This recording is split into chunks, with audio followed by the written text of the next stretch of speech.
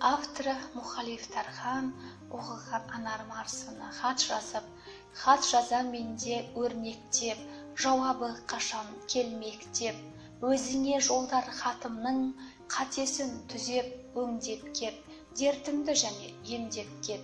Хат жазам ертең өзгеше, көкейге тұнық сөз келсе, күтпеген жерден тамыз кеп, ақпаннан кейін күз десе, азапқа шыда төз десе.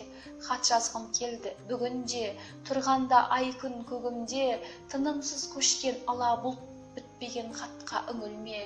Хат жазғым келді тағы да, балауса гүлді сағына, раушанда басын көтерді, жақындап едің жаныма.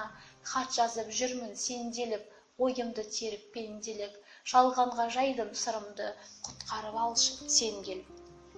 Хат жазып кетем тағдырға, өкпемді қосып ақ жарға, шүкіріге сенген жан едім, ей шайтан, мені азғырма.